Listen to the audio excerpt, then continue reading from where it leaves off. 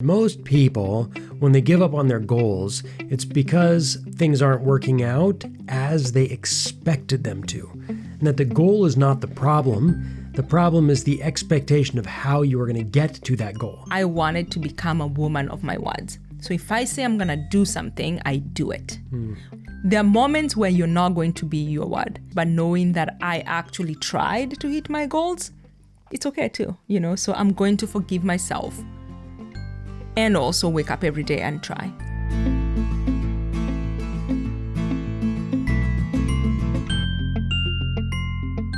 What did you fail at in 2020? 2020. So 2020, I had a goal of traveling to 4 countries.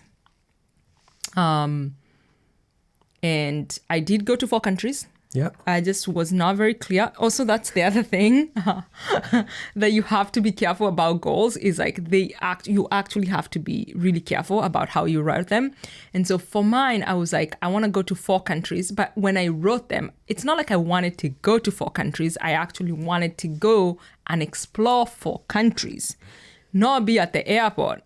On a State Department charter flight back from Kenya via Addis Ababa and Frankfurt instead of our nice trip to Amsterdam and Germany and Norway. Yeah, so we had that planned, and like 4 weeks before.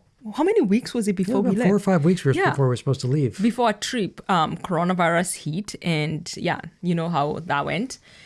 But right before that, we had friends in Nairobi who we went to visit for a weekend, and they were like, do you guys want to come run the Kilimanjaro marathon with us? And I was like, nah, I don't want to. But I was like, Matthew may want to. And Matthew did want to. And so I was like, you know what? I'm going to come and support the 2 of you. Me and her husband were like, we're not going to do the run, but we're going to come. And this was not something that I had written as my goal to go to Tanzania, but I was open to it. So it was one of the best trip of our weekend. Did we go for weekend. How many days did we go? Yeah, we're like 2 or 3 nights, 3 nights maybe, I think. Yeah, and we had a ton of fun. Tanzania was beautiful. Kilimanjaro was amazing. It was great. I totally loved it. And that was fully unforeseen at the beginning. And thanks to a trip to Kilimanjaro and the ridiculous COVID flights, you got to visit all your countries, just not as you had hoped. Yeah. So now to say that, like, those countries, like, that goal has shown up again in my 2021. It's still a goal that I have. I didn't achieve it in 2020, but I'm still going to put it in 2022 that I still want to go and do a European tour. Well, you just jumped a year, 2021.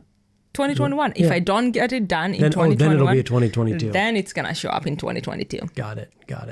Nice. Life is long, as you usually say. I don't know who told us like life is. I get like what people say like life is short. Hey, I am 43 years old and I could not disagree more. To me, but I should say that now. But when I was in my 20s and early part of my 30s, I felt like life was flying me by. And now I kind of stop back and think, man, I've done a lot in my years. But and that's a little bit of a different topic. But I think when you hit like 25, you're like, oh my God, I'm a quarter of a century. More than a quarter of my life might be behind me or whatever. It's like, well, kinda, but you were like a kid or you were like nursing on bottles or God knows what for a good chunk of that time. So, by the time you actually have the potential to say, you know what, I know what I want to do and I have the freedom to do it. I'm 18 years old. I can go out and start creating my life. Then you get to 25 and you're like, what have I done with my life? You mean, what have you done with the 7 years that you actually still knew next to nothing because you were 21 and 22 and whatever? Like, that's not you are not a quarter of a century old when you're 25. You are still basically an infant in life. Yeah. So life is long and I will get to go to Europe many times and I've been. So life is long. Okay. So I think looking forward into 2021, let's just kind of give just a really brief, what are you looking forward to accomplishing in 2021? Most of the things that I was looking to accomplish in 2019. Still hoping for it? Still hoping for it. So I have a few things that are kind of new. Is one of my intention is to do a 10-day silent meditation. Oh, yeah, we both did that, actually. Yeah. So Do you go on a retreat somewhere where we don't speak, where she doesn't have to listen to me for 10 whole days? That'll be the best 10 days of her life. that is new. That has I don't know we did. I don't know. But I'm like, I'm so confused by that choice. I don't even know what to say. I forgot how to speak English because I love stalking.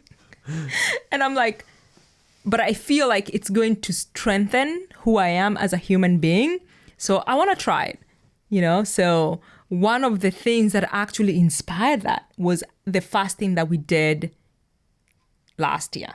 So we did a 10-day fast. No, was it 10 days or 7 days? 7-day water fast, but a full total of 2 weeks of fasting between, the easing in with just greens and juices and coming back out. Yeah. Yeah. And so when we did that, I just felt like next time, because we did it, but we kept doing our everyday things. So we did a water fast, but we still showed up and did our businesses and did our life as usual. And I was like, I would actually like to take that time and retreat and like deepen my spiritual practice.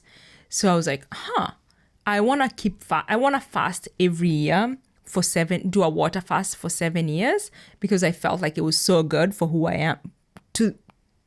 I felt like it was helping me to become the person that I want to become. But I was like, what about a silent meditation? Now that I've been meditating often for the last couple of years, mostly every day. I would say in the last 2 years. So that is new. And I will let you know if it happens or not in 2022. And if not, we can kick it down the road. I remember once I had a dream of walking the Camino de Santiago, and it was like, that's what I want to do. And I just looked at it, I was like, there was no way it was possible, but I was holding it, and then kind of magically my life minorly fell apart. This was back when I was 22, I think. And in that little sort of cataclysm of my life at that moment, the opportunity just showed itself then. So it's kind of fun how those things can kind of come, maybe it'll come this year, maybe it won't.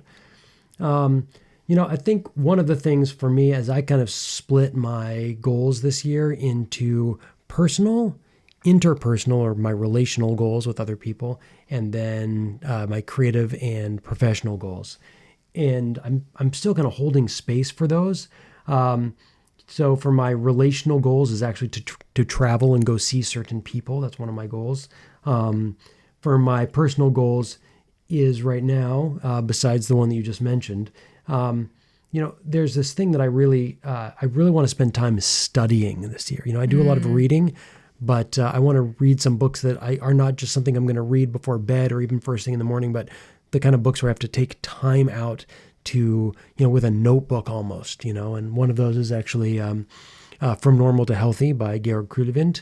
So I'm kind of excited about that. And we'll see what other kind of books come up. So those are in that area. Yeah, I think for my social ones, I want to call 3 friends a week. Oof, so I want to actually go, I'm going to do that and go on a walk. So I'm going to go on a walk. After we finish this, I actually have to go call a friend, and I'm going to go on a walk and call her, because she's on my list of people to call this week, because I want to deepen my relationship with my friends and family members. So I am just going to reach out to people I haven't talked to and people that I care about and check in. Yeah. So this year, if you don't hit any of your goals, what does that mean for how you feel and about yourself, and how you're going to handle that? I think part of it is like really trying. I think I wake up every morning with the intention and the desire to be my word as a human being. So one of my affirmation that I used to have, I think 2 years ago, was like, I wanted to become a woman of my words. So if I say I'm going to do something, I do it. And if I say I'm going to do something and I don't do it, is to forgive myself and still be my word. because your word is the most important thing that you have. It's actually something that you can hold on to. There are moments where you're not going to be your word. So if I don't hit my goals, but knowing that I actually tried to hit my goals, and those that I didn't, it's okay too, so I'm going to forgive myself and also wake up every day and try. Yeah. And I have to say, when I come up with my goals, some of them I know are also dependent on other people. And so those I can more easily let go of. As I mentioned, I wanted to have get my children's book with a publisher. The reality is that that's not only up to me. That means somebody else has to choose it. That actually makes it technically and almost not really a goal, because it's not within my control. I could submit it to a bunch of publishers or agents, but whether they take it or not is a different story. And I think that as I'm looking at my individual personal goals and my interpersonal, so many of those are within my control. If I'm going to write, basically, take my 5 hours a week minimum of creative time, which I always do way more than that. But that's a goal that I have. I've got a lot of, I put my goals over there and I can't really see my professional ones from here. But to be just also be aware that some of these things that I'm holding on to are actually not in my control. And so I can kind of roll those over and I can then stop back and say, okay, what can I do towards that goal as opposed to how can I fulfill that goal? If I want to get this children's book published, what are my next options if, the publishers I submitted to didn't pick it up? And that actually then becomes something exciting. It gives me something to look forward to. So I'm coming into this year with a real excitement to see also what emerges. I set these goals, and now I also know I'm going to see what actually emerges. Yeah.